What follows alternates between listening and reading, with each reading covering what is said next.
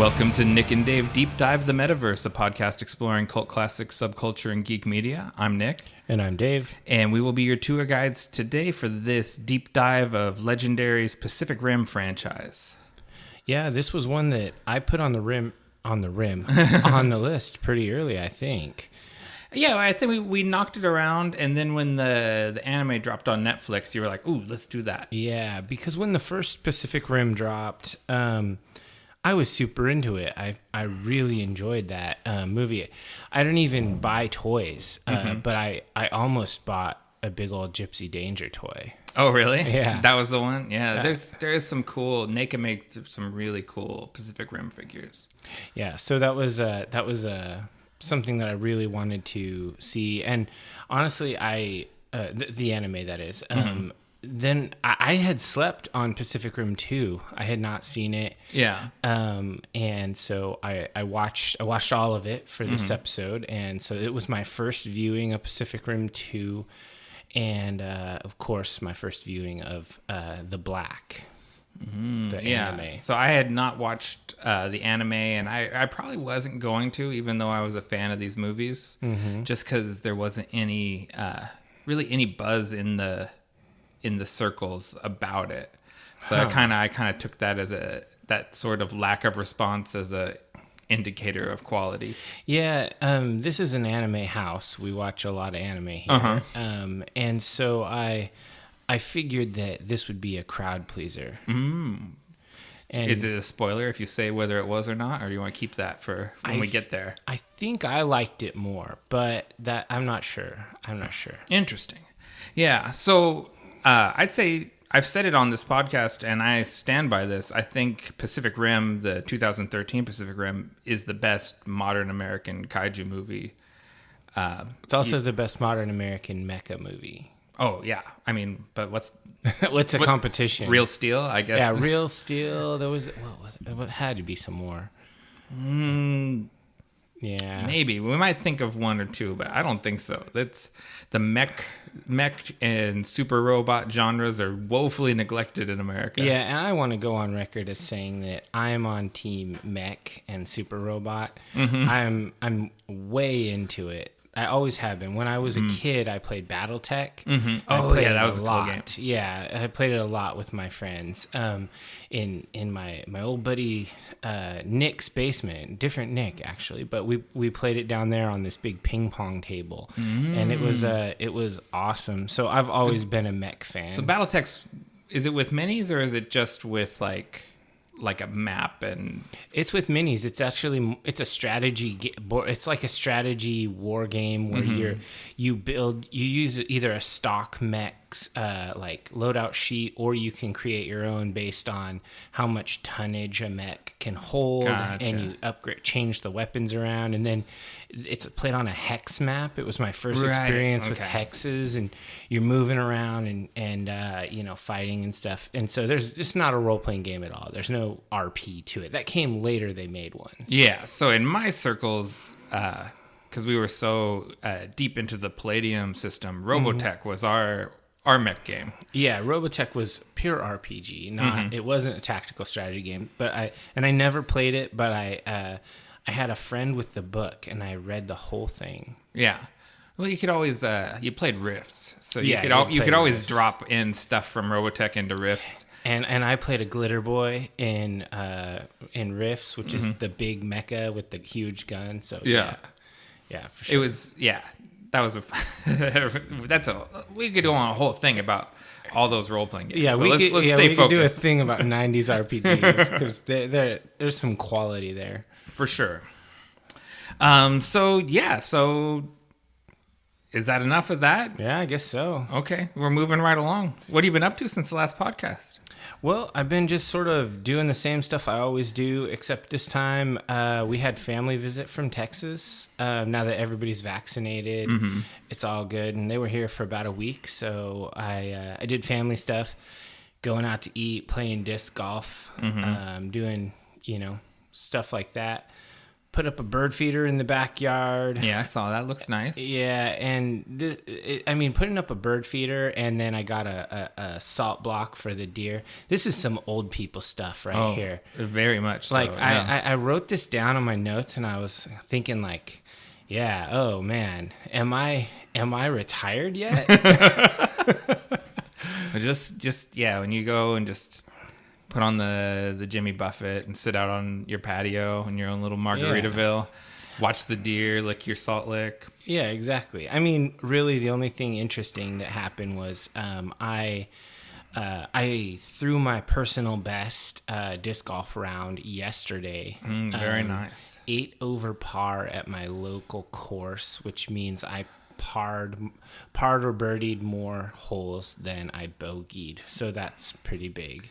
So, and let's just clarify this. So par, you have a number of throws that you're sort of allotted for each hole. Yeah, it's 3. This is a par 3 course, so all holes are par 3. Right. So that means you got all of them in 3 or less throws? No. So total would be, a bogey is 4. Okay, so you went over by 1 on a it bogey. would be, and then a birdie is a 2. So I got 1 birdie and I got 9 bogeys, which puts me at 8 over and then the rest were all pars. Okay. Which puts me at 8 over, which for me is amazing. Yeah. Well, what have you been doing this now for like 6 weeks? Yeah, it's not almost like 2 months. It's not like a lifetime passion. This is a recent discovery. Yeah. It turns out I'm really good at throwing things. That's not terribly surprising. Like, that doesn't seem out of character. So what about you? What have you been up to? Well, I had a catastrophic event the other day. Oh. I ran over my cell phone with the lawnmower. Are you serious? Yes. Is that a new phone on the table? That's a new phone on the table.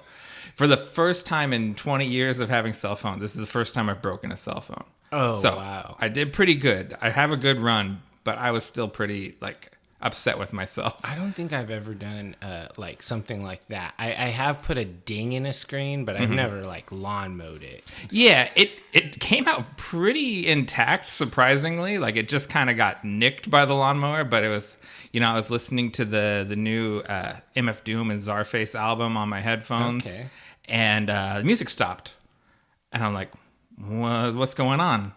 Pulled the cord for the headphones, the Bose noise canceling headphones that have to plug in, and there's no phone on it. Oh no! And so I looked down and I saw the phone, and it looked like it was intact, and I was like, it survived somehow. Maybe it just bounced off or something. Yeah, and then I pick it, and the bottom part where the charger was just shredded, so the blade just sliced the bottom of the phone. Gotcha. Did you have insurance, or did you have to buy it? I had to buy a new phone. So it went from Pixel 3 to Pixel 5. Oh, nice. So I'm on the 5Gs now, taking full advantage of my Bill Gates injection. Oh, man. So I'm on a 4, which is not a 5G phone, but the 6 comes out in November. So I'm thinking I might go 6.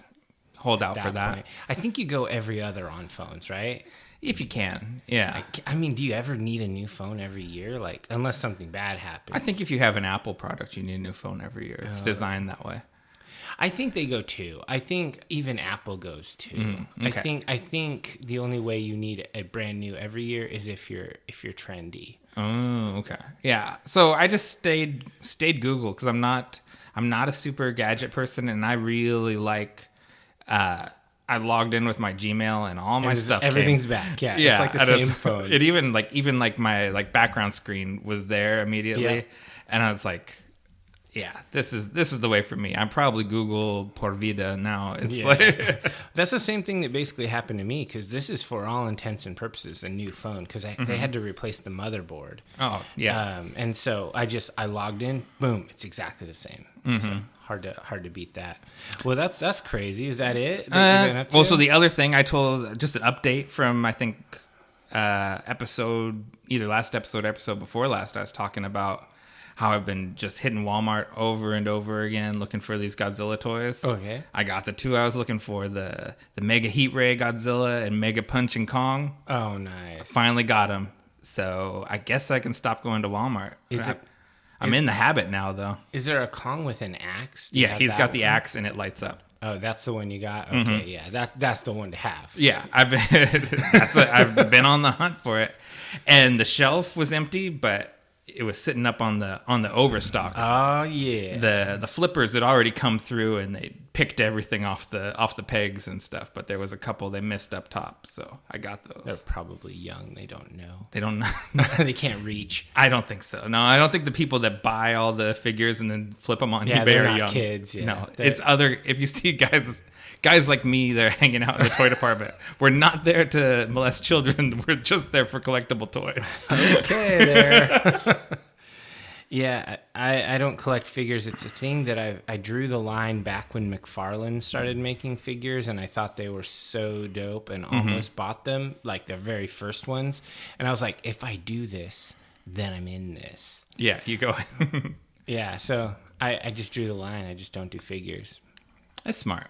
It's smart, but it's also fun. It's a fun hobby. Oh yeah, I mean I flush money in other ways. Yeah, you say I don't do figures, and there's like boxes and boxes of Warhammer minis next to us. Yeah, that's true.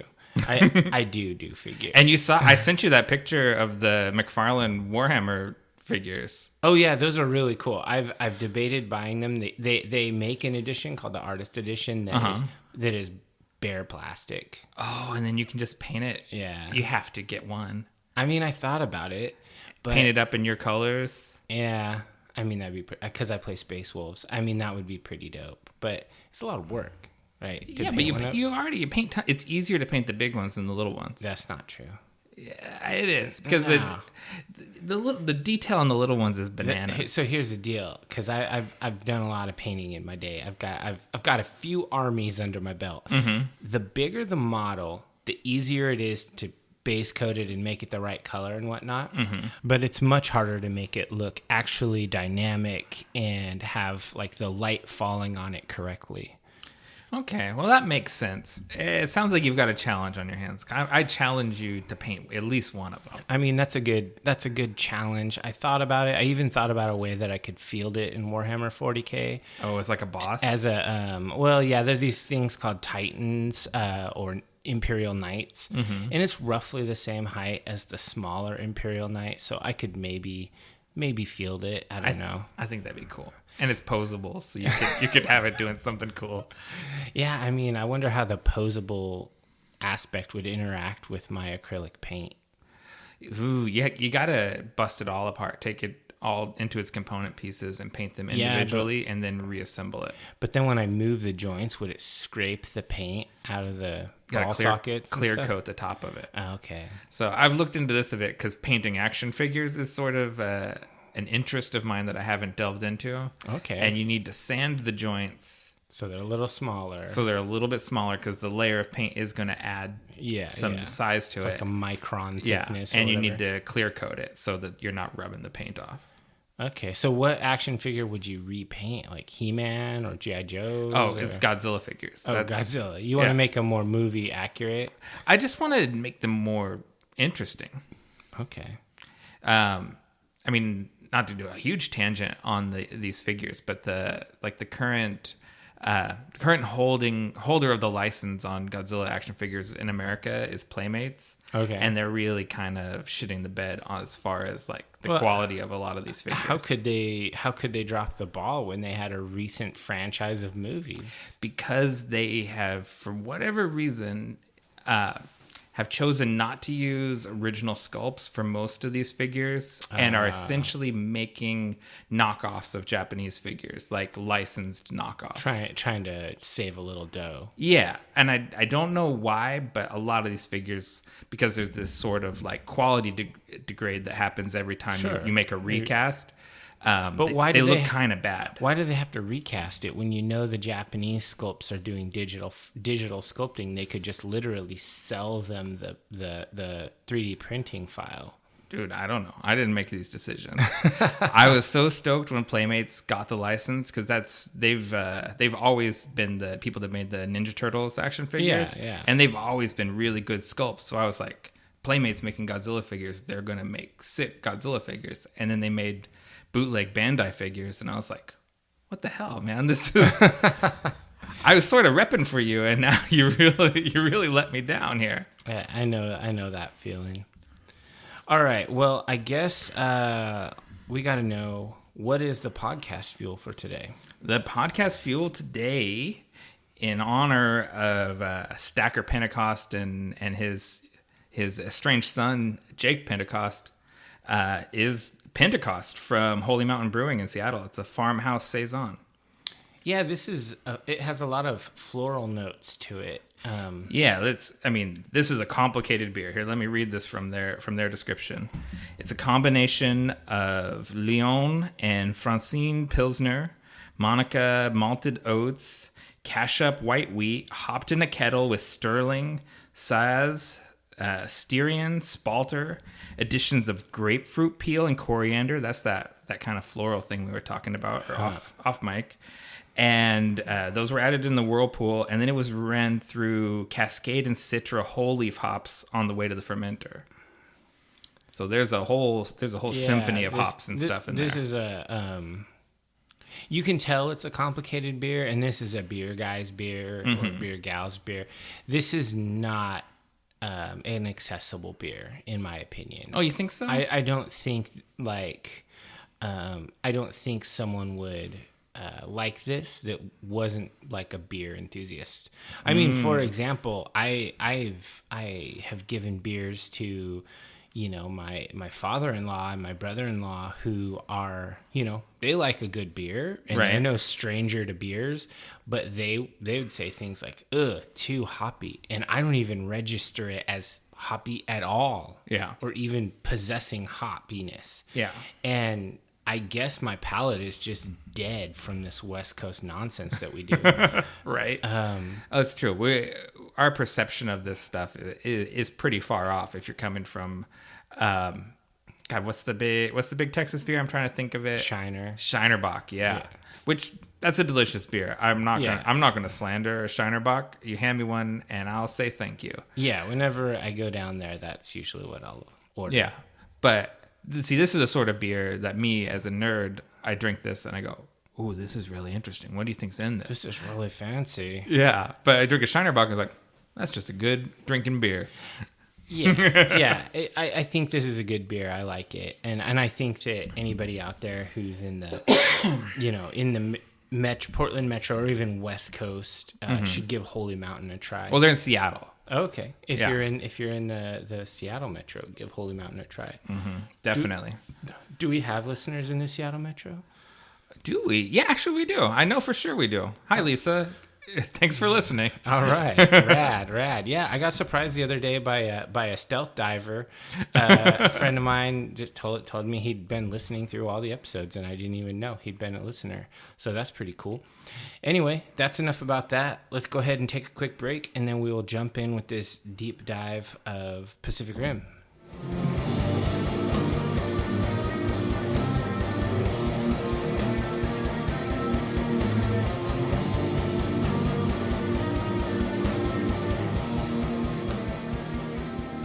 All right, welcome back, divers. Since we're going to be covering 2 movies and a season of anime, we're going to forego our regular beat by beat. And I mean it this time. We're really not going to do it. Yeah. So I'm going to start out with a brief synopsis of each film, and then we'll just get into our normal discussion. Yeah, I think we do the film, and then what worked and what didn't, and then the next film, what worked, what didn't. That's the way my notes are arranged, so that works for me. Perfect. So let's start it out with Pacific Rim 2013, directed by Guillermo del Toro. I had dinner sitting right next to him one time. Did I ever tell you about that? I think you did, but tell me again. Tell the divers about this. Yeah, so divers. This was one time. It was actually... we were in Portland at a nice restaurant called Urban Farmer, which is in a hotel in Portland. And we were sitting down for dinner with the family. They were here from Texas again. And in walks Guillermo del Toro and fellow who looked to be trying to pitch him an idea. And they sat down and had dinner, and there the tables are pretty close because there's like bench seating against the wall, like, and then so there's like table and then a gap and then table, and they were literally like right next to us. I was as close to him as I am to you right now. So oh man, yeah, and I he sat down and he looked around and I nodded at him, and he nodded and smiled back, and then didn't bother him anymore. That's the right thing to do. It was his dinner time, man. Yeah, it's tough. I don't know. and my mother-in-law has this thing where she always, for some reason, is like randomly around celebrities. It just happens. She's like a magnet. Interesting. Yeah, I think celebrity etiquette when you're in public is weird because some people just get like too aggressive, but I sort of feel like mealtime is like safe time. It really is. I think, maybe after the meal concludes or somewhere in there, if you are that sort of outgoing person, you can maybe get a selfie or, say what's up, but you're really treading on thin ice. I mean, there you could legit wait in the lobby until he leaves and then shake his hand on the way out. That wouldn't be too out of line. Yeah. If you were a super fan. I know. And you just like say, hey, I'm a big fan of your movies. Basically all of them. Devil's Backbone, amazing. Shape of Water, glorious. This dude's a killer filmmaker. Like one of my favorites. This movie, in fact, I think is really good. It might be my favorite one that he did, and I know that's just because I love the subject matter so much. So I wanted to talk about this, but I didn't know where to squeeze it in. But so since we're talking Del Toro right now, sure. So I was watching. I'm always trying to like improve my film criticism knowledge and skills. And so I was watching this video about different styles of cinematography. Oh, man, look at you. Yeah, and so, they were talking about naturalistic cinematography, which is like, the sort of documentary style or even faux documentary style, like The Office, is naturalistic. There's realistic, which is the majority of films are shot in a realistic style. Okay. And then there's expressionistic, which comes from like the German expressionist movement from the silent movie era. Okay. And Del Toro is one of the directors that they gave an example as an expressionistic filmmaker, and they're saying like Guillermo del Toro, David Lynch, Zack Snyder, and they just sort of I was just gonna say modern master Zack Snyder. Yeah, and they're listing all of these people, and I was like, oh, those are all of like my favorite movies to watch, even if they're not good movies. Those are movies I always find interesting. So I'm very into the expressionistic style. Yeah, it doesn't surprise me at all that Zack Snyder made that list. But I mean, there's a certain way of doing it to where it seems super arty. Yeah, so basically like the kind of the hallmark of expressionist films is using the light and shadow to create a sense of unreality. Okay. And yeah, so Del Toro does that all the way. Yeah, and this was a really good one. I also was initially drawn to this one because I'm a fan of the actors involved, Charlie Hunnam and Idris Elba. I had never really watched a Rinko Kikuchi movie, but she was awesome too. That's because Scarlett Johansson starred in the movie that she should have been in. Oh yeah, that's true. So, anyways, let's synopsis. In 2013, the Earth is attacked by kaiju from an interdimensional rift at the bottom of the Pacific Ocean called the Breach. In response, humanity bands together to create the Jaegers, giant mechs that are operated by two pilots through a neural link known as drifting. In the last day of the war, in danger of losing all funding, Marshal Stacker Pentecost recruits Raleigh Beckett, who left the program after the death of his brother / co-pilot. Raleigh teams with Stacker's adopted daughter, Mako Mori, to once again pilot Gypsy Danger, now one of only 4 remaining Jaegers. Thrilling heroics and glorious monster-on-robot violence follows. Yeah, I mean, this was a really straightforward plot, but it was super good. I liked how it's the idea of this is the sunset of the Jaeger program, and how they had gone to walls to defend them, and it was it was just pretty cool that they had these remaining Jaegers that were really characterful, like the one piloted by the Russians and the Chinese and the Australians. Cherno Alpha is the Russian one. I love that one. Yeah, of course you would. What's the Chinese one with 3 arms? I can't think of what. Yeah, I can't remember its name, but it has 3 pilots and they're triplets, so they triple drift. And then of course the Australian guys. Yeah, and I love those guys who too. Are father and son. Right. It's and they Herc Hansen and what's the son's name? Yeah, it doesn't matter. Chuck Hansen. He's such a dick. It does, because that's Rob Kaczynski. That's Orgrim Doomhammer.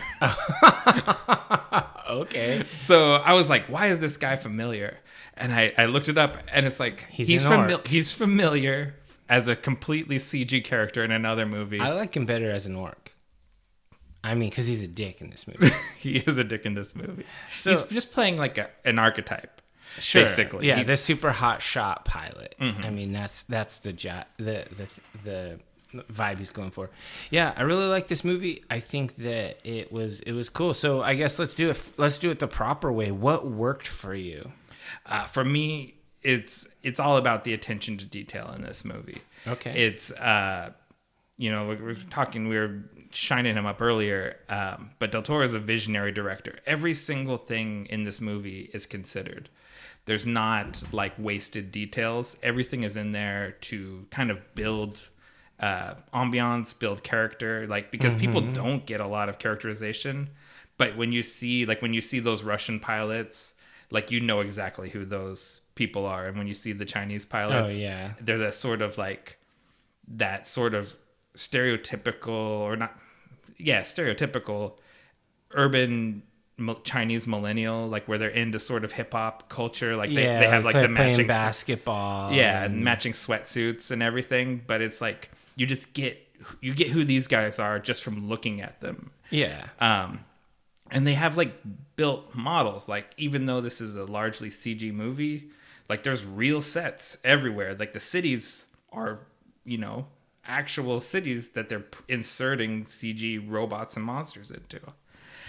It's 100% committed to its fantasy, as daffy as the fantasy might be. It takes itself seriously, like, it believes in itself. So that's a huge thing. It keeps track of the human scale in a way, like, say, the MonsterVerse movies don't really do.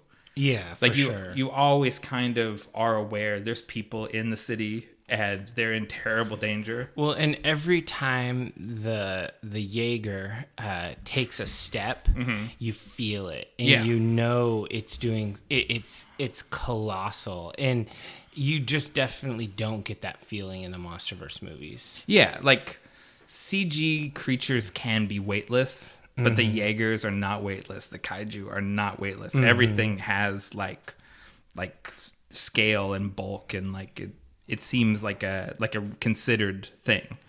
The kaiju in this are really, really cool. Yeah, and so I kind of shout out Wayne Barlow, Guy Davis, and Simon Lee, who were the kind of the 3 main designers. Their kaiju designs are sort of instantly iconic and have changed how kaiju are portrayed since. Because, like, if we watched Godzilla vs. Kong, Godzilla didn't used to glow like that, like neon blue out of his eyes and stuff. That comes from Pacific Rim, like, and he's the OG, and he's stealing from Pacific Rim at this point. Yeah, I mean, Pacific Rim, better movie than the last. Oh yeah, I mean, in the Godzilla vs. Kong wishes it was Pacific Rim. There's no doubt. It even, like, there's some homages in there. Like the battle in Hong Kong is like an homage to the battle in Hong Kong in this movie. Yeah. The film score by Ramin Djawadi, hopefully I got that one right, is super catchy. I've been like humming that. Like, I've been humming that in my head like ever since watching it. Wow. And particularly the song 2,500 Tons of Awesome, which is really like kind of a tribute to Akira Ifukube's kaiju film scores. I love that song too. I've been going on for a while. What else do I have here? Last thing, they don't sexualize Raleigh and Mako's relationship. Yeah. Like there's not ever like this like unneeded awkward sex scene like when we watch Johnny Mnemonic. Ugh. Like they insert this weird romance that doesn't belong. They just let them like, I mean, they share a mind with each other. Like they're very bonded, but it's never sexualized. Yeah, for sure. And so I guess that leads into what worked for me. And I really liked the character portrayals here. Like the 3 lead characters. I thought that the acting was really good, and I know it's weird to say that the acting was awesome in a monster and mecha movie. Yeah. But without it, you end up with Godzilla vs. Kong. Yeah. Where you don't feel connected in any way to the outcome of the battle. In this, especially in the opening scene, when Raleigh and his brother are fighting and they have their victory, but his brother dies and he actually has to solo pilot the Jaeger, which makes him kind of an anomaly. And that comes up later. Yeah. Only 3 people have ever done that. Yeah. And it's a huge character moment. And I think Charlie Hunnam did an amazing job, and he's a good actor. He's kind of playing a Jax Teller kind of character here. Yeah, he's doing the Jax Teller accent and the walk. Which I think is just his version of an American tough guy. Yeah, it's like his like California bad boy is what he's doing there. Yeah, and it works. And but really the highlight of the movie to me was the Jaegers. I thought they were super awesome. Each one was very characterful in the way that they fought, in the way that they were designed, the art involved in it, the animation of them and how they moved, the whole deal. I really just put this as just the best mecha movie ever. So the mechs and the kaiju both are designed with the idea of, even though they're CG, how they could operate as a practical effect, as someone in a suit, if you were making an old school Godzilla movie. And that, I think, is a huge part of why that works. The thing is so well constructed. It's logical. Like when when they have the Chinese mech with the whirling blade flail hand thing, it makes sense that would be a thing that could work. It's logical. It's a buzzsaw blade. It's awesome, and the thing moves in a way that's logical. But I think that's pretty much what was the top of the top for me. The music didn't really stick out, but now that you mention it, it was good. I mean, it was no Junkie XL, but I mean, it's pretty good. So for Pacific Rim, the 2013 masterpiece, what didn't work for you? What didn't work for me? This is a much shorter list. Okay. What didn't work? If anything, the characters, if anything, are a little underdeveloped. They're really boiled down to broad archetypes. Like we said, like Charlie Hunnam's Raleigh Beckett is California bad boy, that plays by his own rules. And Idris Elba is that, that hard ass drill sergeant type with the heart of gold. And Mako is the studious Japanese girl who's the secret badass. Like everyone is, they're kind of playing on like anime and that sort of tropes that you have in anime films. But they're doing it expertly. So I don't even like knocking points for it because it's executed so well. Yeah, if you do a trope, you either have to do it amazingly with the idea that you're not hiding that you're doing a trope. Yeah, like Charlie Day and Bern Gorman as Newt and Gottlieb, the two scientists, the two different scientists, like different types of mad scientists. Like they're the kind of the perfect anime mad scientist guys. It's just everything's a chef's kiss. I think it's so good. All these guys are tropes, but they do it so well. The writing is so good that it works. So for me, what didn't work here was basically the same thing. That the plot is so boiled down and simplistic. There's literally no nuance to it. Yeah. I mean, this movie is supposed to be, like window dressing for kaiju mecha battles. Right. And it would be easy for them to either overdo it so that you don't ever actually get to the kaiju mecha battles. I'm looking at you, the black. Or underdo it so that you feel no connection at all, like Godzilla versus Kong. Right, where the human characters just delete the scenes. They don't matter. Mm-hmm. So they did it just right, but even so, I would say that this plot was even just a little too simplistic for me. Yeah.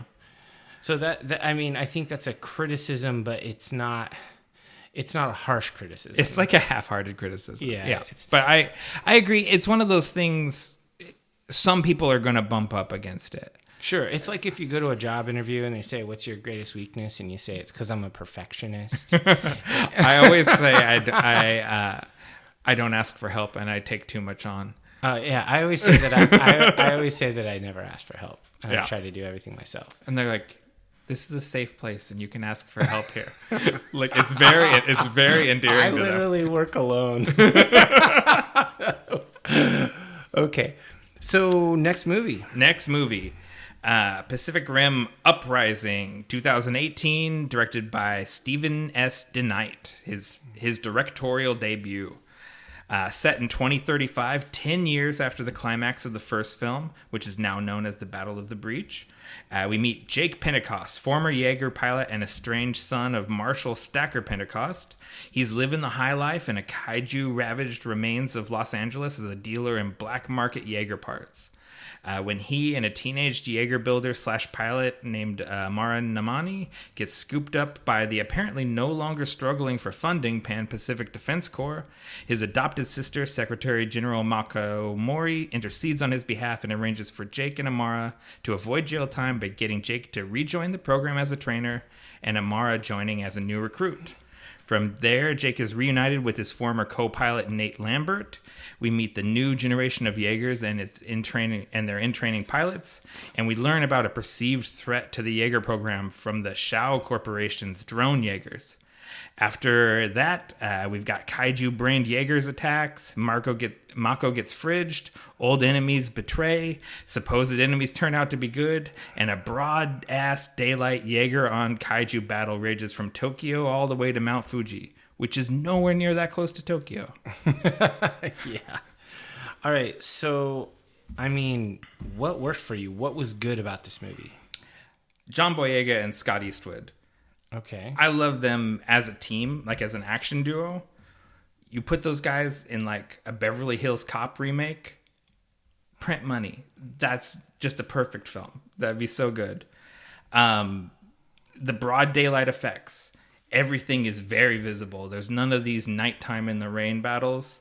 Everything happens where you can see it, and it's like in exquisite detail. It's so visible and so dynamic and action-packed.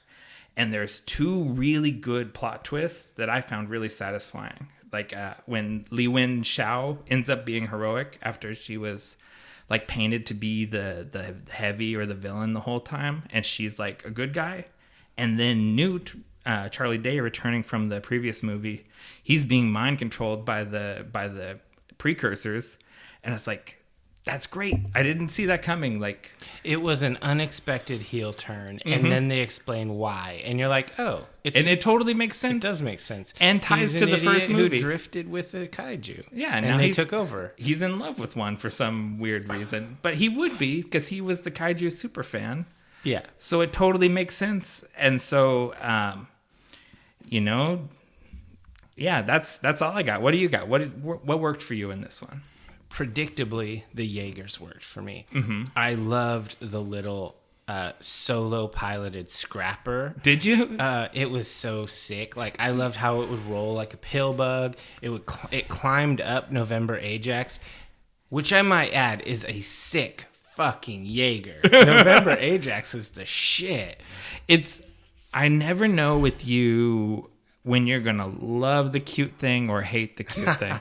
Because I always think like, is Dave gonna hate this? Because you don't have a lot of. I'm a really middle of the road. Like, I'm ambivalent to a lot, and you're always like, I hate this, or that's sick. Yeah. So Scrapper came down on the good side. Yeah, I thought Scrapper was awesome. I really like November Ajax because that Jaeger was fucking huge and badass, and I just was like, okay, I like this next generation of Jaegers. These are awesome. And then I really liked Gypsy Avenger because it still had that like chest mounted like engine thing, and it was like Gypsy Danger, but it was the next evolution. It was really, really cool. And then my favorite Jaeger of all of them was the mystery bad Jaeger Obsidian Fury. That one was the shit. Like, I loved that one. So for me, this movie was just about cool new Jaegers. That's what I liked about it. Yeah, I think that's what this movie is about. It's very like, it feels like this isn't your dad's Pacific Rim, and it's like, we have bigger, more badass Jaegers and evil Jaegers. Fuck you. Yeah, it's like, I don't know that you're really that. It's like we're still the same generation that watched the last movie. Yeah, it's been like 8 years, dudes. Yeah, exactly. Or actually, not even less than that. Yeah, it's been 8 years since I saw it. 5 years.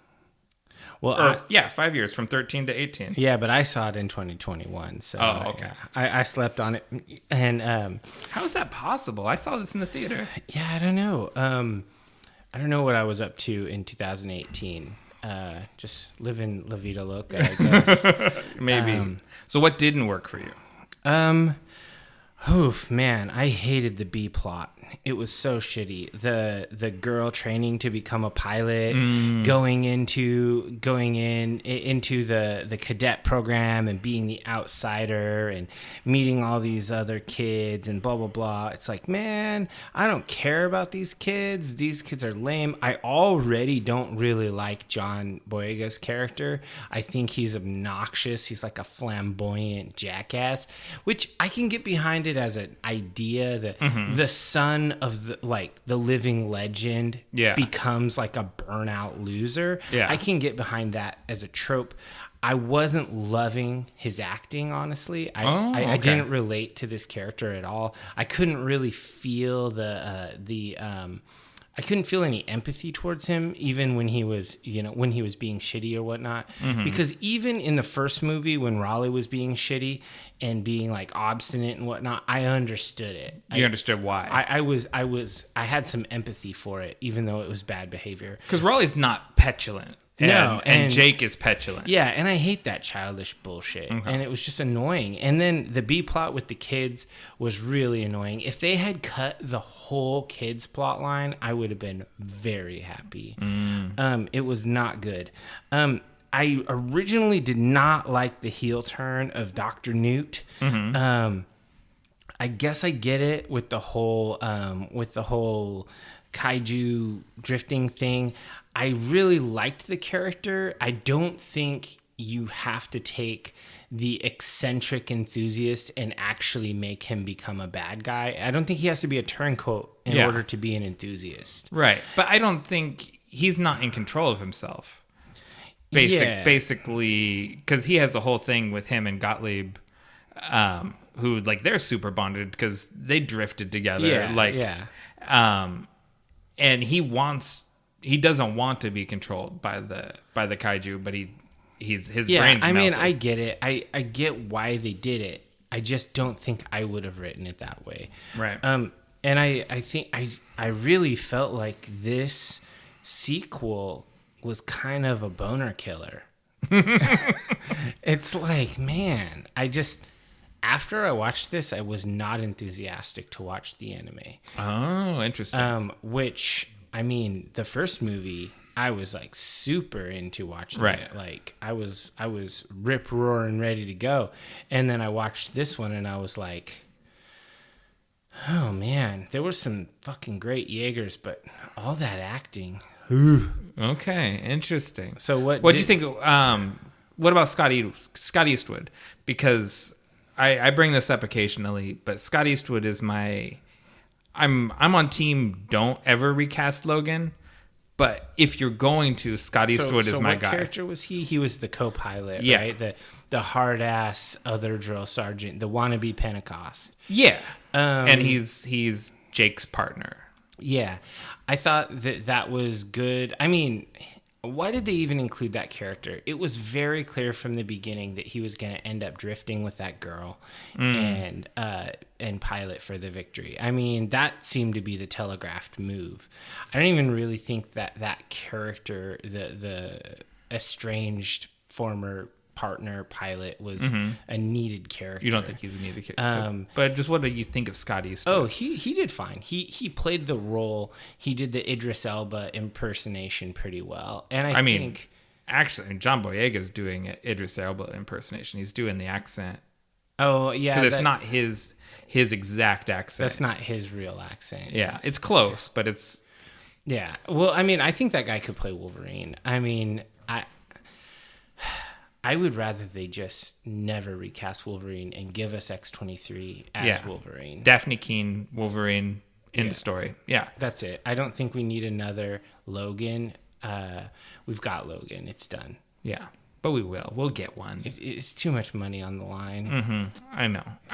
We're on the same page on this. But so anyways, if they do recast him, Scott Eastwood's my guy. I'm backing him for Wolverine. Okay. I mean, I could see that. I could also make an argument for Vin Diesel. You don't launch a franchise with Vin Diesel with a 45-year-old guy or whatever. No, it's time to land the Fast and the Furious ship. They need like a 25-year-old dude who can do this. Anyway, so what didn't work for you in Pacific Rim Uprising? So for me, this one is much more generic action movie than the first Pacific Rim was. In a way that after, I've just spent all this time like just talking about how considered and how practical and everything feels grounded in the first Pacific Rim. Mm-hmm. This one is much less like that. The kaiju the kaiju are much more generic. The Jaegers are much more weightless. Mm-hmm. You don't have nearly so much of that sense of gravity that you do from the original movie. It's because this director is no Guillermo. Well, it's literally his first movie. Yeah. And it shows. It shouldn't have been. Yeah. And it's way too YA for me. Mm-hmm. This is so YA. Young adult divers, young adult. Yeah, like instead of hearkening back to kind of classic Japanese tokusatsu genre stuff, it just means special effects in Japanese. It's what they kind of call genre films. Instead of hearkening back to that, like to Godzilla and Ultraman and things like that, it's hearkening towards Transformers, maybe Power Rangers, definitely. Yeah, way more Power Rangers than anything. Yeah, and that's not my generation, and so I don't connect with that the same way. Yeah. And I think fridging Mako, unforgivable. She dies so that Jake gets serious, and it wasn't 2021, but even in 2018. No more killing women so that men have a motivation to feel something. Yeah, I think that was when I saw that, I just thought this is cheap. You're spending a resource here, mm-hmm. and it's really stupid, a story resource. And I think that there's no excuse for that. I would way rather have seen Mako slap the shit out of him into get your shit together. Yeah, because they have a relationship. Mm-hmm. I think that it was just it was really poorly done. Yeah, behind the scenes, I know she was not available for the whole shoot, and so they only had her for a limited amount of time, and so they chose to use her in this way as more of like a character push thing than a character in the film. But I just think that's a bad choice. Yeah. Anyways, so yeah, for me, those are the things that don't work. We're kind of on the same page there. All right, yeah. So the sequel did not live up to the hype of the original. But I'll say this. I was like disappointed in it when I saw it in the theater. I have become more positive on it on the rewatch. Oh, okay. So, I mean, I've only seen it once, yeah. so maybe I'd like it better. Because it's like, I think when you're holding it up to the first movie, it doesn't measure up. But when you come back to it, beer number 2 for Dave, when you come back to it and can just watch it on its own and just sort of go for the ride, it's a little easier just to go along. Just let it go. Yeah. Because you're not hyper analyzing it. You already have your expectations lowered. Exactly. Okay, so that brings us to Pacific Rim: The Black, 2021. Jae Hong Kim and Hiroyuki Hayashi, supervising directors, and Jamie Simone, voice direction. Sometime after the events of the Uprising Wars, Australia has fallen to the kaiju. The Pan-Pacific Defense Corps initiates Operation Blackout and begins the evacuation of the continent, burying all the Shatter Domes and destroying the Jaegers. Rangers Bring and Ford Travis deposit their children, Haley and Taylor, along with assorted other evacuated children at an oasis near one of the buried Shatter Domes, and head off in their Jaeger towards Sydney to get help. 5 years later, the parents have not returned, and the kids have built an improbable utopia at the oasis. Unfortunately, a restless Haley finds her way into the Shatter Dome and discovers a training Jaeger, Atlas Destroyer, the activation of which attracts a kaiju called Copperhead, and all of the other kids get killed. From there, the Travis kids head off in their Jaeger to find out what happened to their parents. Along their way, they encounter kaiju dogs, a kaiju kid. They imaginatively name him Boy, a bunch of reject Mad Max extras, and a kaiju mech hybrid named Apex. Yeah. So, what worked for you? What did you like? Not much. Okay. this is going to be a short. This was a kind of a slog. It was a real slow build with not a huge payoff. I like the Jaeger AI, Loa. Okay. I find her very charming. I like the Kaiju Boy. I like Apex, the Kaiju Biomech. I'd watch a whole anime about Apex. Just a Jaeger with a Kaiju brain that's out killing other Kaiju. I don't even need there to be words. It's just a silent film. It's just, Like watching Fatty Arbuckle. He growls and stuff. But I found the character of this sort of, he's this leftover, there was these mech kaiju hybrid in the last movie, and he's the one that didn't get destroyed, and he's independent at this point, and he's disconnected from the kaiju hive mind, and he's a kaiju killer. I think he's an interesting character. I think so too. I'd watch that.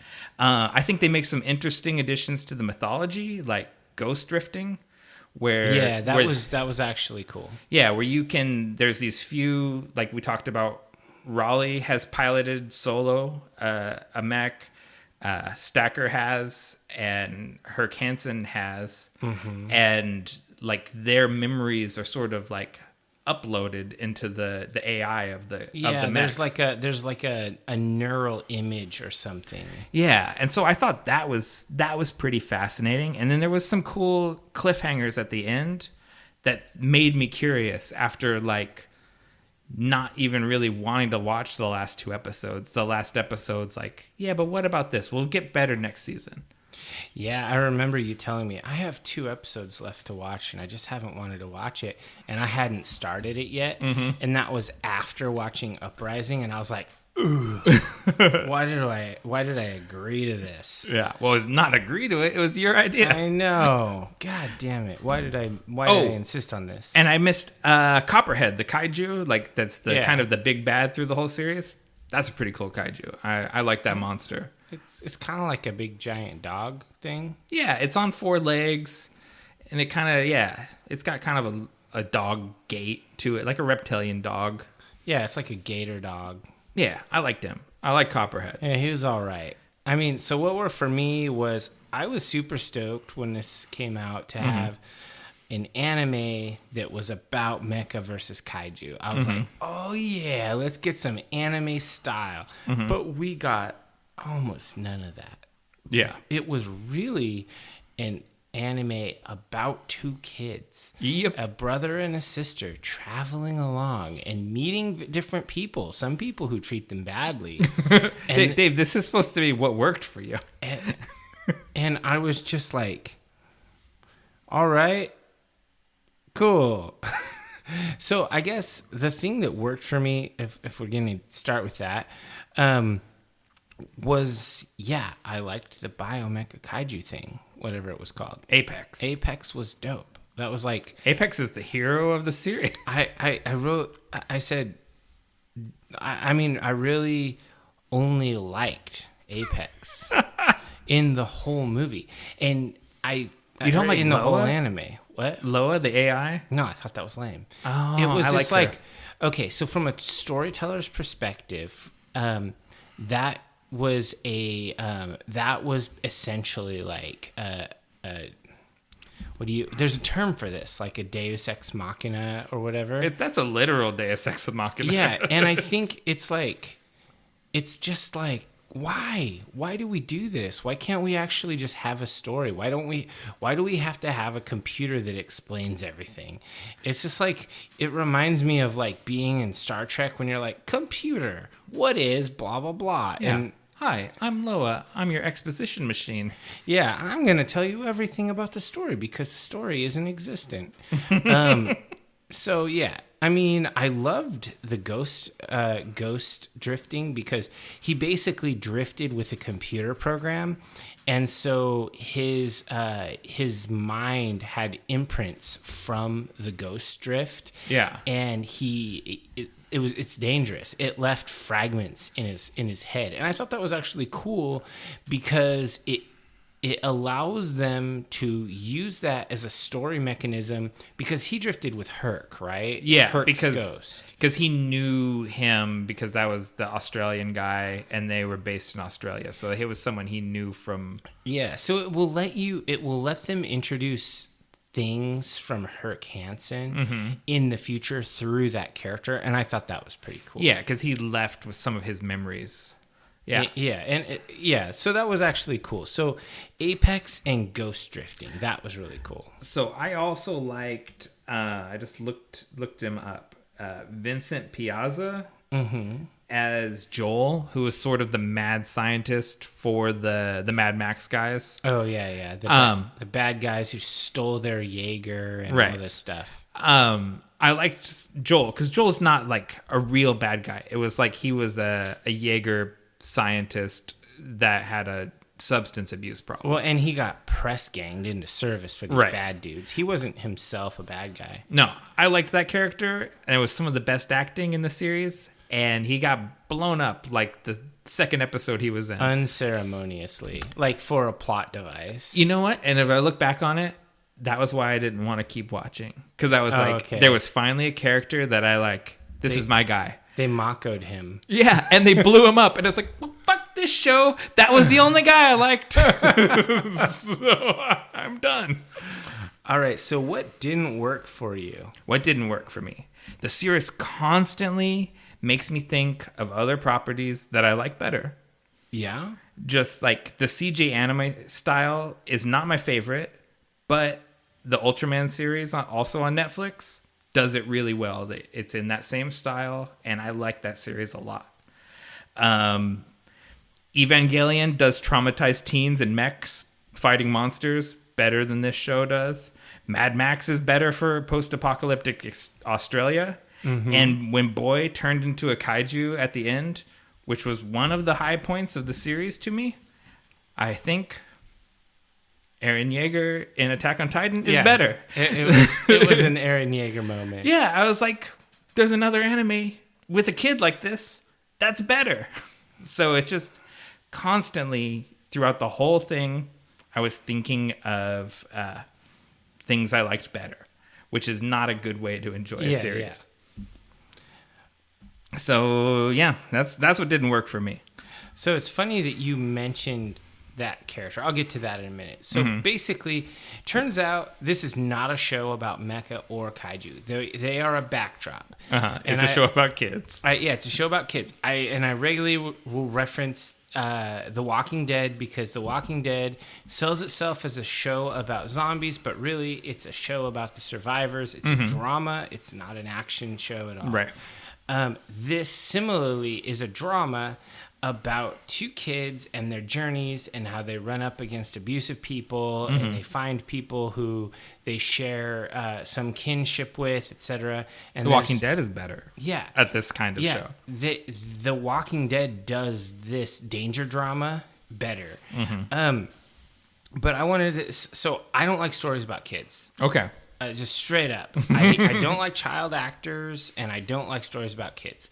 And I know that makes me like a horrible person, but I just feel like the reason I don't like it is because I feel like authors and like scriptwriters make kids extremely simplistic, and they're not. Oh, yeah. That's why I really liked Interview with the Vampire, the character of Claudia, who is not simplistic. Right. She's hella manipulative and very smart. She's also like 100-year-old kid or whatever. Mean, well, not forever. They find her when she's immortal, dude. But yeah, I like it when characters are suitably interesting, and I think that most of the time writers make kids simple and make intentionally irrational decisions, which is common. Kids do that. Yeah. But they don't make suicidal decisions generally. I mean, I'm sure some have accidentally. But so this is just not for me. This core plot of brother and sister traveling looking for mom and dad. If you told me there's an anime about a brother and sister in a sci-fi setting looking for their mom and dad, I would say hard fucking pass. So I got through all 8 episodes. Yeah. And in episode 8, when the kid that they found in a Bacta tank and then broke out with a crowbar, they've been bringing him along and calling him boy, and he's always running off and doing stupid things. At the end, when he turns out to basically be a kaiju boy, I just thought to myself, this is like River in Firefly. She's essentially a useless tag-along the whole time. And then in, of course, the Serenity movie, she becomes the unstoppable killing machine. Right. So this is exactly the same character. A useless tag-along who you always have to take care of until the very last minute when they're an unstoppable killing machine. He gets stopped, though. They drop a building on him. That's true. He's a sucky kaiju. I still think this whole that trope is just, it's played out. It's not interesting. I didn't like it. Boy was a shit plot device. I really did not like it. I always liked. It was really clear to me right from the start that he had a kaiju mind. Well, that there was something wrong with him. He was like, he maybe he didn't have a full kaiju mind, but he had some spliced DNA or something. Yeah, something was up, and we still don't really know because, like, their sort of acting theory is that he was a precursor sleeper agent. Well, here's the thing: we'll never know. Oh, you're not going to watch season 2? Hell no. I'm in now. I have to watch it. I wasn't going to watch season 1, but you made me, and now I have to watch season 2. Yeah, the thing is I'm comfortable with cutting my losses on something. If something sucks, I'll stop. But don't you want to know who the kaiju messiah is? No. What about those cultists? Don't care. They showed up. There's kaiju cultists. They are kind of interesting. But I mean, I've done this with books that I bought. Like, I buy like a physical book, invest some money in it, read like 200 pages, set it down, never pick it up. Yeah. I think if something's bad, you just stop. Why, you might ask? Because there's so much good content I haven't got to yet. It's true. You only have so much time in the world. You should really not tolerate garbage media. But sometimes you want something that's a little bit shitty because you want to do something else, but have a show on. So what you're saying is you want something that's cell phoneable. Yes. And Pacific Rim the Black season 2, whenever that comes out, is cell phoneable as hell. Yeah, it's nappable. Like that's a show where I'll be like, I want something I can fall asleep to, but I'll wake up occasionally. Let me tell you, when I was watching season 1, some of those middle episodes when they're dealing with the Mad Max wannabe people. Oh my god, so dumb. I would get up, go to the kitchen, ask Carrie if she wants a snack, whatever. I'd go find my cat, pet the cat, come back, pull out the phone. Oh, episode's over. Sick. I mean, hypothetically, you might have missed some primo content in there. I'll tell you that you didn't, but hypothetically, you might have. Yeah, so when I said earlier that the anime is a thing in our house and Carrie was watching it, even she didn't like it. So if you, just for anime recommendations, if this was at all interesting to you, but you don't want to watch this pretty terrible show, Ultraman, Evangelion, One Punch Man. It's not similar to One Punch Man. No, except for that it's a dude and his partner moving through the world, and there's no other people, and there's bad guys. Yeah, okay. I was going to say Attack on Titan. Attack on Titan is actually really good. Yeah.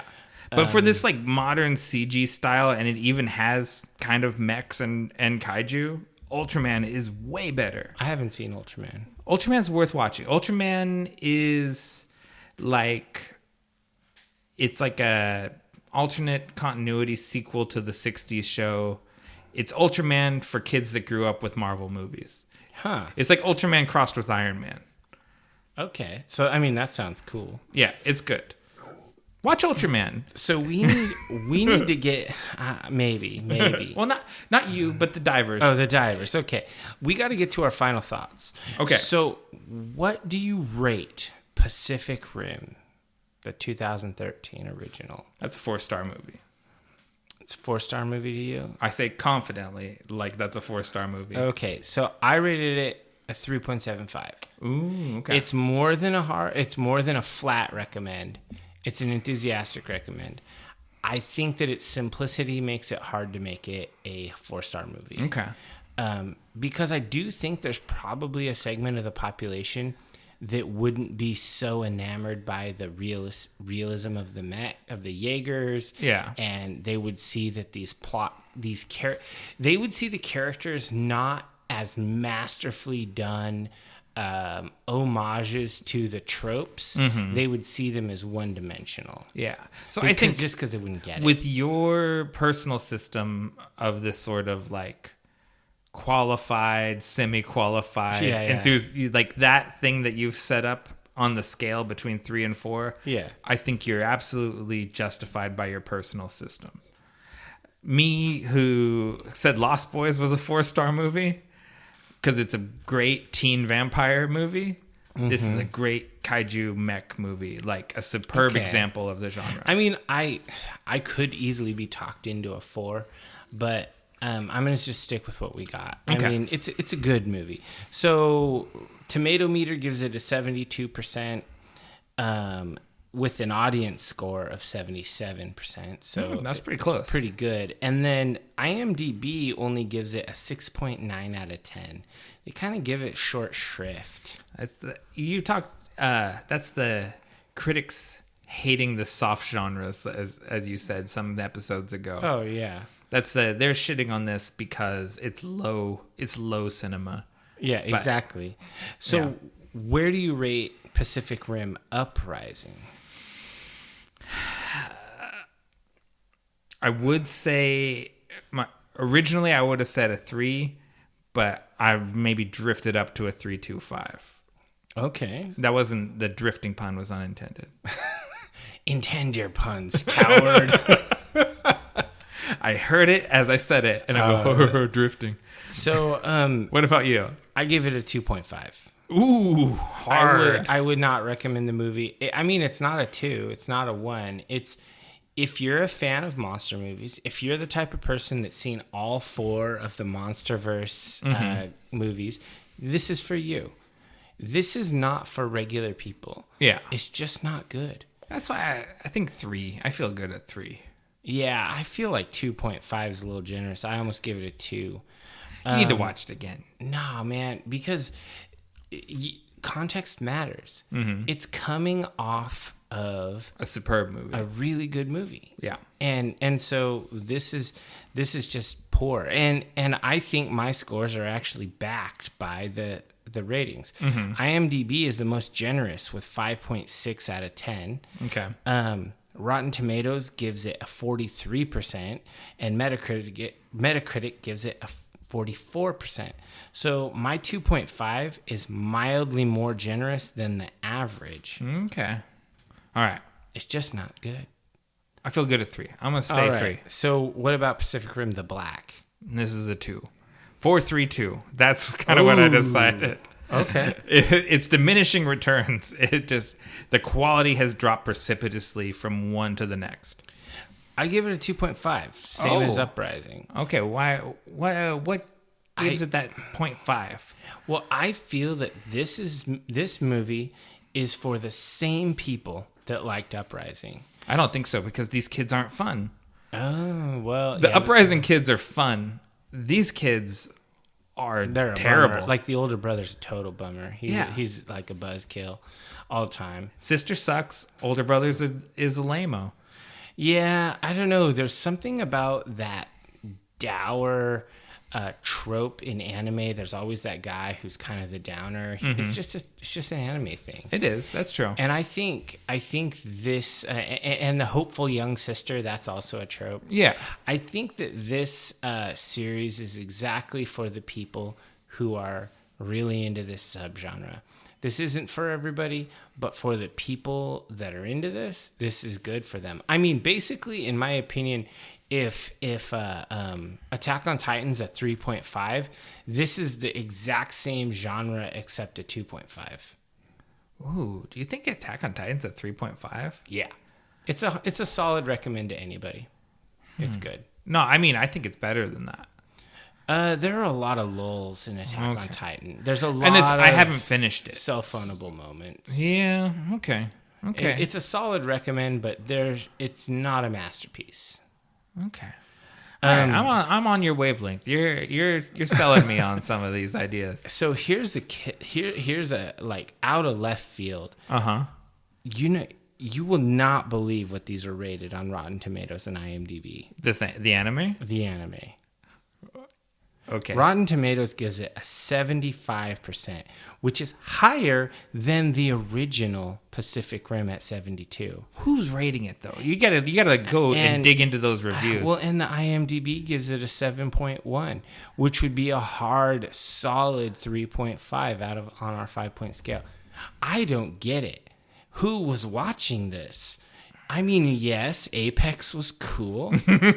Again, Apex is serious. Please bring that on. And I actually, yeah, for sure. And I actually liked their training mecha. Like, it moved well. It looked cool. I loved it when it got with the arm weapon. That was cool. But from Apex, by the way, it was a gift. But Apex is the best. Yeah, he giveth and he taketh away.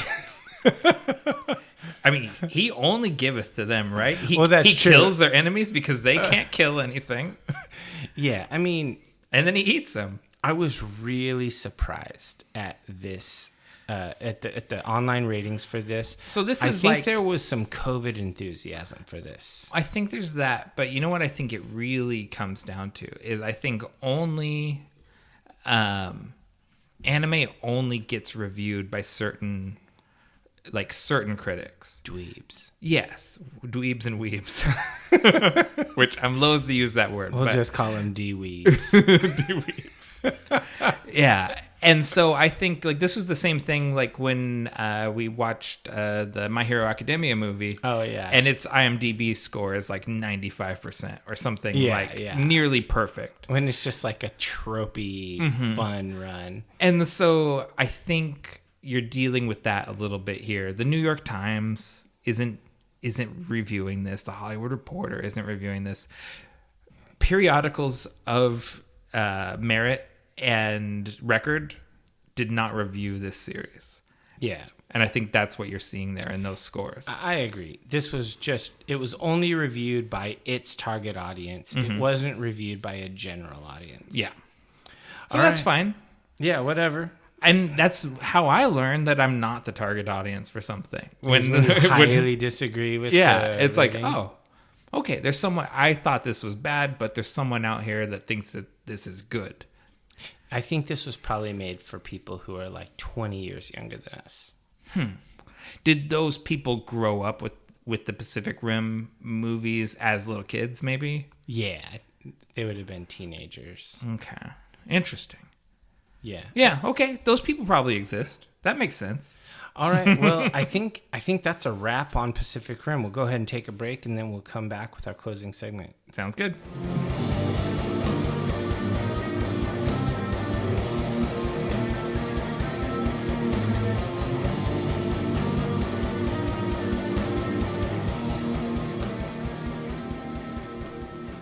All right, welcome back, divers. It is time for our final segment, the one where I ask Dave, what are you into right now? All right, so the reality of the situation is that every day that I don't have something planned, I go disc golfing. So You're so hard into this disc golf thing.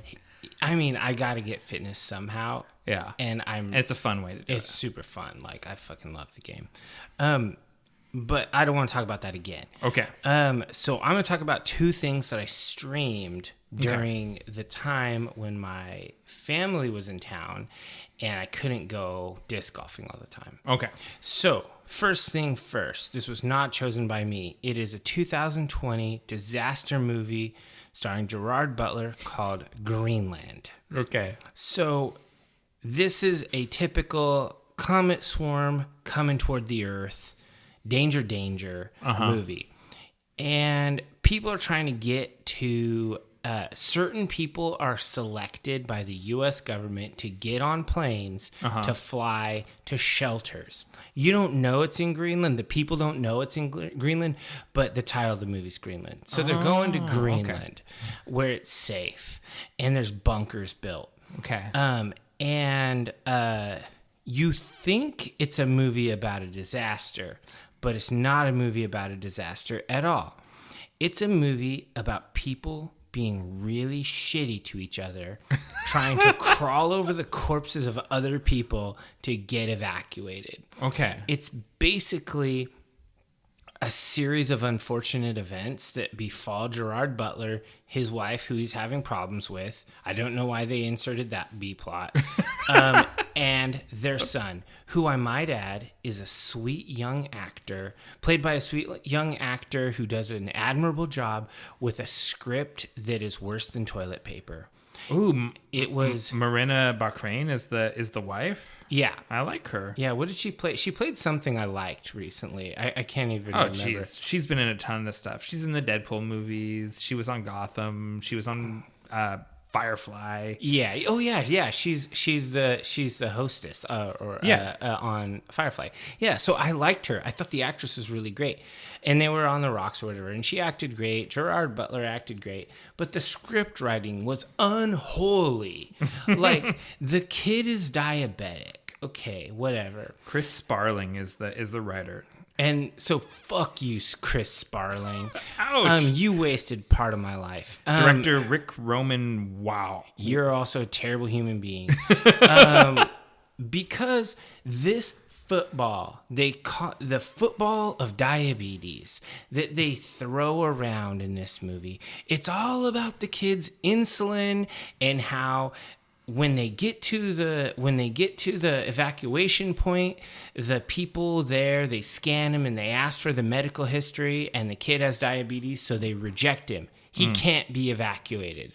You two get on the plane without the kid. Ooh. And they're like, no, we won't do it. And so they leave. And then the kid, he packed his blankie in his bag instead of his insulin. So then we go on a wild goose chase through, because first of all, why do you trust a child to pack their medicine and not do it yourself? And secondly, why do you trust a child to pack their life-saving medicine? They're a fucking child. Right. And so then they go and they drugstores and they get separated and dad's trying to meet up with them and etc. This movie is garbage. This movie wasted my time. I ended up getting up and leaving about 2/3, maybe 3/4 of the way through the movie. I hated it that bad. I went back to the office and started working on something that maybe I'll cover on the what have you been up to? It's a fiction project. So who do you think the target audience for these movies are? Because Gerard Butler makes a ton of these movies. Stupid people. Just the average Joe. Ooh, there's violence. Ooh, there's an emergency. Ooh, there's fake suspense. Ugh. I called it your conservative uncle. Okay. That's who likes it. Oh yeah, of course the government is going to turn away the diabetic boy because they're evil. Yeah. Okay. Yeah, it's a conservative uncle. Your conservative uncle tells you, "Oh, have you seen the Greenland? That was a good picture." Yeah, that was basically documentary. Yeah, whatever. So yeah, it was poor writing to the extreme.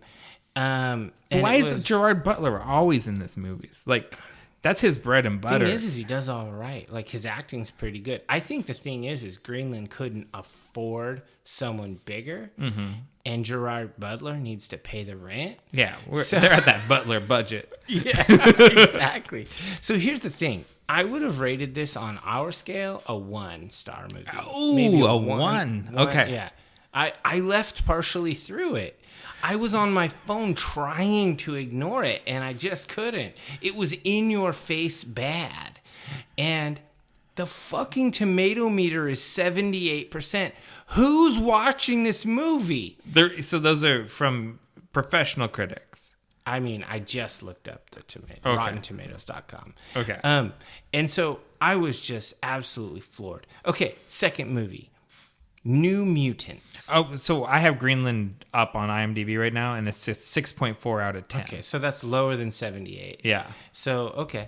I mean, maybe I just hated it more than other people. It could be. I think you're about to hammer the New Mutants, and I thought it was pretty good. So I have no idea what possessed me to put this on, except for that I was flipping through HBO Max. It's on HBO Max. Yeah, that's how little Disney believes in it. Yeah, I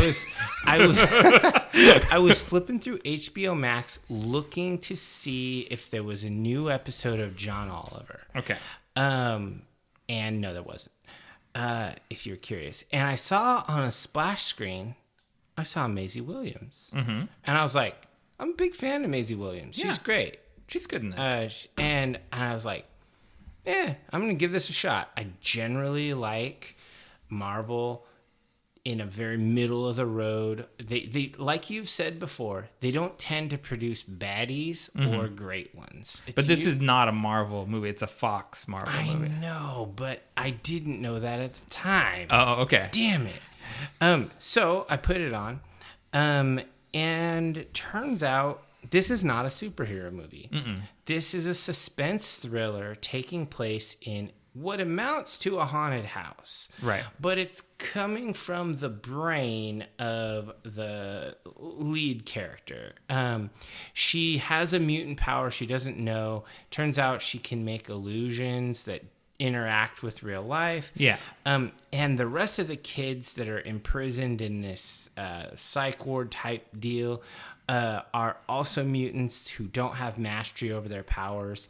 And it starts off, teeny bopper movie. This is very much a tweener movie. They don't like each other. They're mean. Yeah. And then eventually they bond, and at the end they are friends. Right. And there's a little romance arc in there with Maisie Williams and the main character. And I will say, I don't dislike any of the characters. I actually thought like Magic was pretty cool. So that's Blue Hunt is Danny Moonstar. That's who you keep saying the main character. Yeah, I can never remember. And and Anya Taylor-Joy playing Ilanya Rasputin, Magic. Yeah, I thought Magic was actually kind of the lead character in this movie almost. She's a badass, for Is she sure. the leader of the New Mutants? I've never read the comics. No, not exactly, but she's the badass of the New Mutants. Okay, yeah, and she has a little baby dragon as her friend and stuff. And I liked Sunspot and Cannonball and whatnot, and it was just like, okay, this is pretty cool. But I wanted a superhero movie, I guess. I don't know. But this was just a haunted house movie, and I was not into it. I just didn't like it. It's a teen horror movie, for sure. It was a teen horror movie, and I don't tend to like that stuff. I never watch horror movies. I don't enjoy being made to feel anxious. Okay. That's just not what I seek in my free time. Right. So I just didn't like this movie, and it wasn't. I can't put a pin on anything particularly terrible, except that it was not for me, and it highly dodged my expectations of being a movie about the New Mutants, in which they become a superhero team. Right. And it was really just a origin story of one character, and then you get to meet the other ones. And so for that, I would give this like a 2 3/4 stars. You don't even hit the 3? Nah, I wouldn't recommend this to anyone. I wouldn't even bring this up if we were talking about hero movies. I just wouldn't even bring it up. It's just not good. I mean, Maisie Williams was the best part of the whole movie playing Wolfsbane. She legitimately was the best actress, and her character was really cool. Yeah. And I just thought it was awesome. So I enjoyed this movie. I actually even talked about this on the podcast because I saw it at an improvised drive-in theater when it came out. Okay. But I went in fully expecting that it was a teen horror movie and not a superhero movie. So I didn't have that WTF, what am I watching experience that you did. I really want Fox to just... This is it. This is die. So burn. This is the last Fox X-Men movie. Fox needs to never make another movie. Well, Disney ate them. Okay, so they never will. Yeah. That's good, because I've never seen a Fox movie that was good. Oh, there's some good X-Men movies. You talked Logan's good. Yeah, you're right. Logan was good. Okay, let me take that back. They are very hit and miss. Yes. Mostly miss, occasional hit. Even a broken clock is right twice a day. I put this in the better half of the X-Men movies, but that is with the caveat that most of the X-Men movies are actually terrible. Yeah, most of them are. The whole franchise hinged on the charisma of Hugh Jackman. They really need to just reboot the whole X-Men franchise, integrate it into the Marvel Cinematic Universe. That'll happen. And just start us off with fresh new versions of everything, and we can flesh this all down and just forget it ever happened. By the way, tomato meters with me, 35%. Oh, yeah. And this movie had a lot of... The director said some regrettable stuff, and there was some racial insensitivity in casting, and there was a lot of controversy that kind of dogged this movie too. I didn't read any of that. Yeah. But even if the director had said regrettable things and there had been some lame casting, but the movie was just fan-fucking-tastic, nobody would care. That's true. Except for that it was garbage, and so everyone cared and wanted to find every little scab to pick. But like you said, I don't know why, because I don't have a dog in this fight, but I think Maisie Williams, Anya Taylor-Joy, Charlie Heaton, I think all these kids are great actors. I mean, I wouldn't begrudge the mouse from reusing them. Yeah, you've got your New Mutants are cast. They're fine. They're young. Write a better movie for these kids. Yeah, we know the origin story now. They walked out of the building they were trapped in at the end. It turns out they thought they were getting trained to be X-Men, but it was really just a creepy prison where they were tortured. Yeah. Ta-da! All So right. I want to keep you going on this. What about Invincible? Did you finish? I finished Invincible. What'd you think about that? Let's do a mini hot take on Invincible. I could do an episode on Invincible. Do you I want to do? fucking loved Invincible. Do you want to do an episode on Invincible? I don't know if we need a whole episode, because it's 8 episodes, and a lot of it is setup. A lot of it is really good setup. But holy shit, Invincible's good. Let's do a mini hot take, and we will probably do a full episode season 2. Okay. So it's fucking good. You really liked it, because I think Invincible is pretty great. Every Friday, right when I got off work, I came home and watched Invincible. It dropped on Thursday. You didn't have to wait. It wasn't on it. I was watching it on Amazon, right? Yeah. Was it? Oh, okay. Well, no. Oh, Thursday I always watch Critical Role, so Okay. That's fine. Do it. Yeah, I'm missing Critical Role right now. Oh, okay. It's okay. You can watch when I leave. Yeah, exactly. I've always been a big booster of Invincible. I thought that was a great comic, and so I'm glad people are catching. And I'm having the same experience I had with the Walking Dead show and with Game of Thrones, where I read most of this stuff. And so as people are like, what? I can't believe this happened. I'm like, I read it 10 years ago, you fool. I already knew Omni-Man was a shitbird. But he's not exactly. No, he's a true believer. He's a zealot. Yeah, So, okay, Invincible. Well, that's one of those crazy things where, like, I would talk with a coworker about Invincible. Like, he would just be like, you caught up on Invincible? Yeah. So it's like, it's really good. Yeah, like, people liked it. That's cool. I like when this stuff can cross over, and Kirkman's good at that, hooking normal people into watching super geek shit, because this is deep geek. It's not lightweight superhero stuff. And my friend, who is also my barber, he and I would talk about Invincible all the time. It was like everyone liked it. Yeah, like everyone liked it. Awesome. Okay, Bad Batch. Yes, I'm caught up. There's only 2 episodes. Right, you watched those? You like them?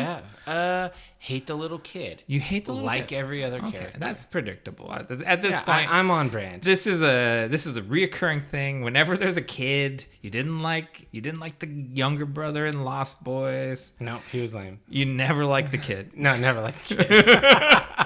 All right. I mean, I like so the first episode of the Bad Batch is like what, an hour and 15 minutes? Yeah, it's a little long. Well, it's like a 2.5 episode length, and it's an origin story. And they're just like the special forces of the clones, and they're all experimental clones. Yeah. But excuse me, one thing that they drop in episode 2 is that the rest of the clones actually have a programming chip in them, and these guys don't. Well, they either have it, and it's malfunctioned because of their anomalous brains.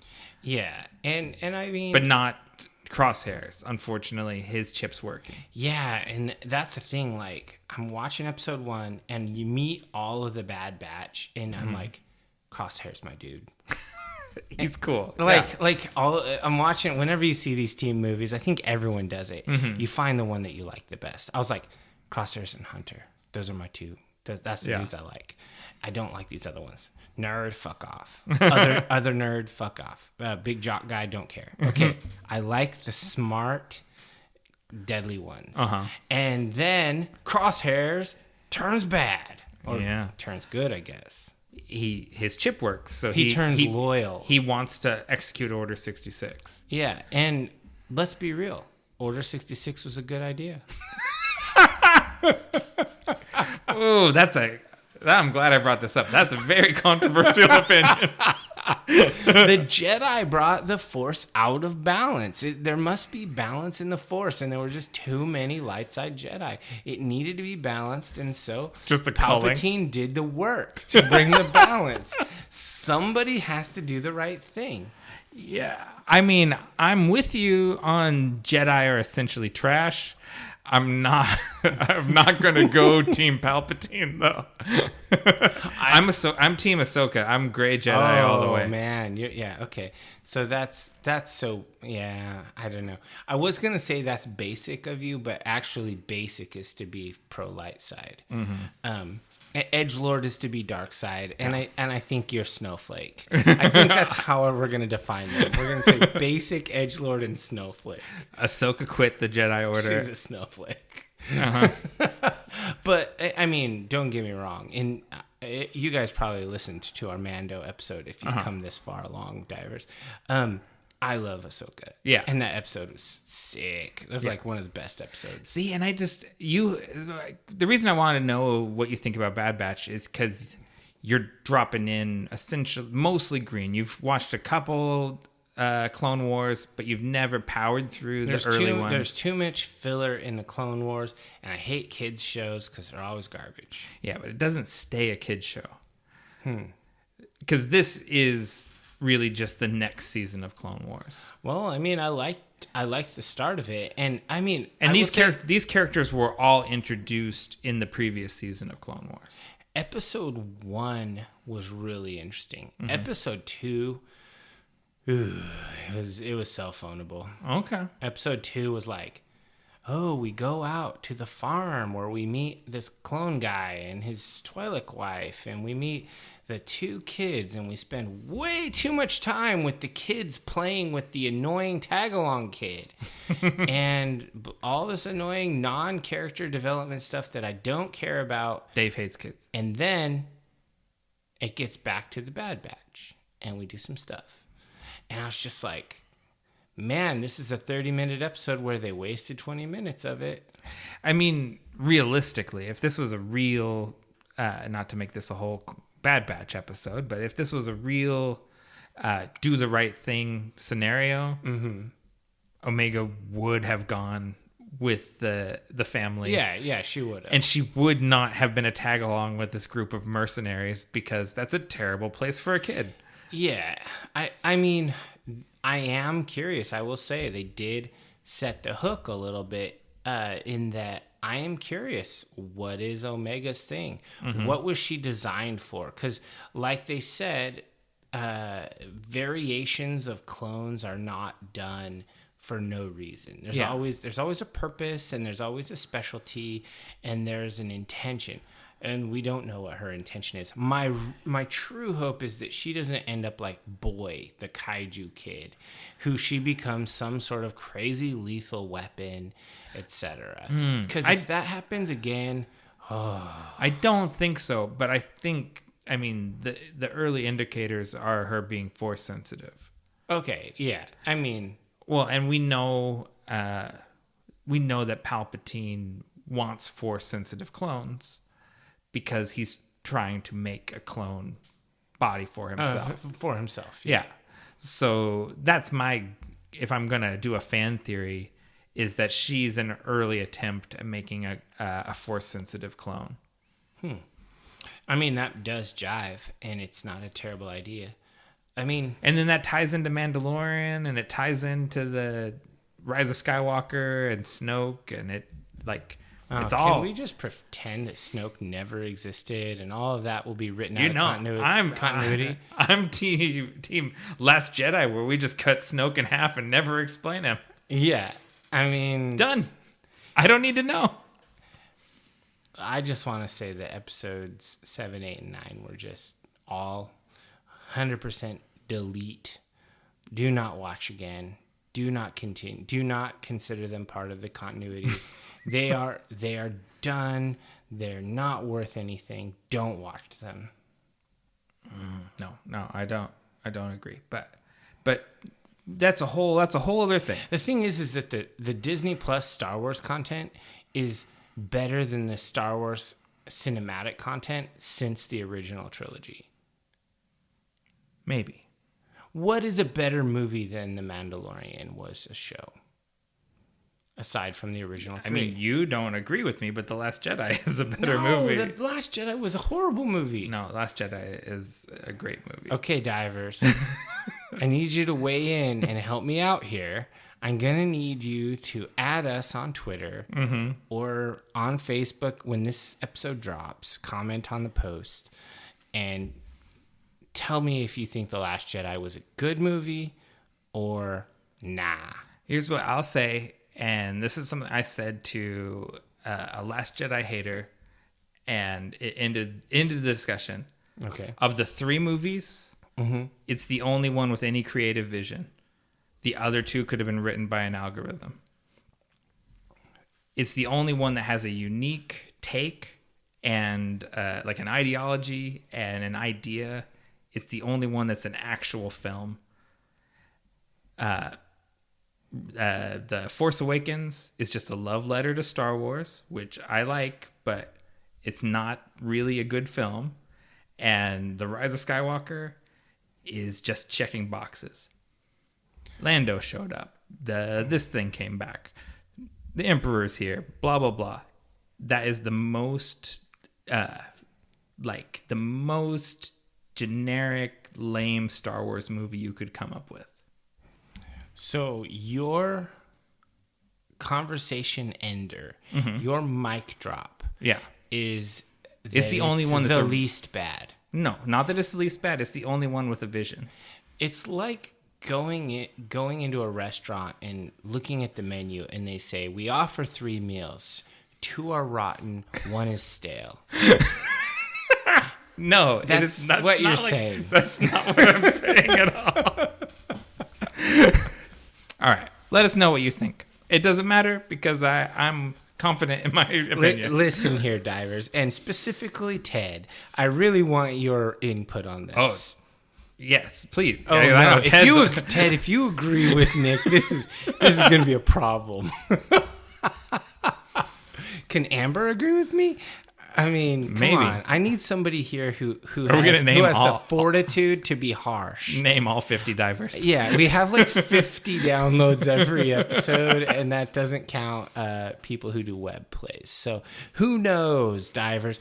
Anyway, so that I think, wow, that was like the longest outro section ever because we haven't even done mine yet. What are you into right now? Holy crap. So what I'm into right now is something I've recently gotten back into. As everyone knows, we had a long. Many of us had a furlough from work when we were quarantined, and I kind of stopped consuming podcasts during that time because I listened to them when I'm working. Oh. And something that even after I started working again, I didn't start getting back into was Henry Rollins' radio show, Fanatic, on KCRW. Saturdays from 10 to 12. I always download it as a podcast, but I just let them stack up for months and months and months. And I've finally gotten back into it. And so I've been listening to it, almost like binging it. And I'm an old school listener to his radio show, going back to when it was called Harmony in My Head on Indie 103 in LA. And I used to download like MP3s of the radio show and burn it to CD to listen to. Wow. So I've been getting back into that. And it's a super eclectic 2 hours of music, just whatever he wants to play.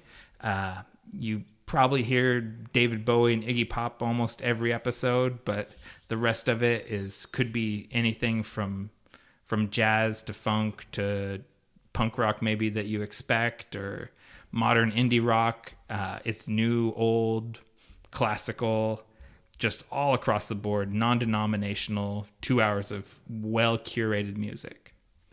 Interesting. I haven't really listened to a podcast that was a music playing podcast. Yeah, and it's, I don't listen, to the radio much, like to regular terrestrial radio. So this is kind of one of the few places where I might get hipped to a band that I've never heard of, like the really cool band from the Philippines called Tiger Pussy.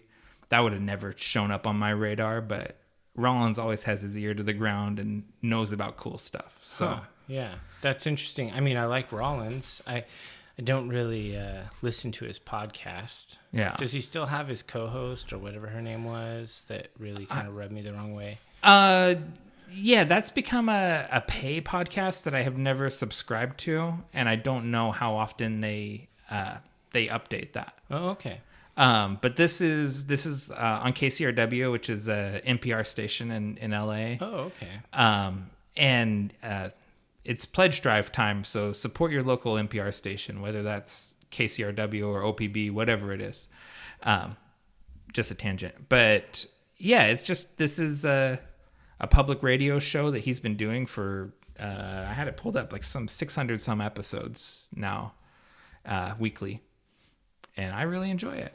Yeah, that's a ton of episodes. It's way more than us. Yeah. All right. Well, that sounds really cool. I mean, Yeah, I probably won't check it out. But You're like, I don't want him to tell me about music. Yeah, I kind of have a bead on that. Rollins and I don't exactly like the same kind of music. He likes everything. It's much more like my style of just like whatever, scattershot. I like all genre agnostic. He had this like whole jazz episode that I was listening to with Lisa in the car, and there was some real like avant Miles Davis going on. And I was just really shocked that she let me listen to it for so long without complaining about how weird it was. I was like, this is a long time. Are you listening to free jazz without saying anything? She's like, I did notice it was annoying. Yeah. But you seem to enjoy annoying. Yeah. So, call to action? Yeah, subscribe to us on your favorite podcatcher and rate us generously. 5-star review costs you nothing, but means everything to us. You can find us on all social media platforms across the metaverse as Deep Dive the Meta. We are on my preferred Instagram. We're also on Twitter, which Dave likes, but we are also on Pinterest, which no one likes. Well, I guess this is really goodbye. Don't say goodbye. Say good journey.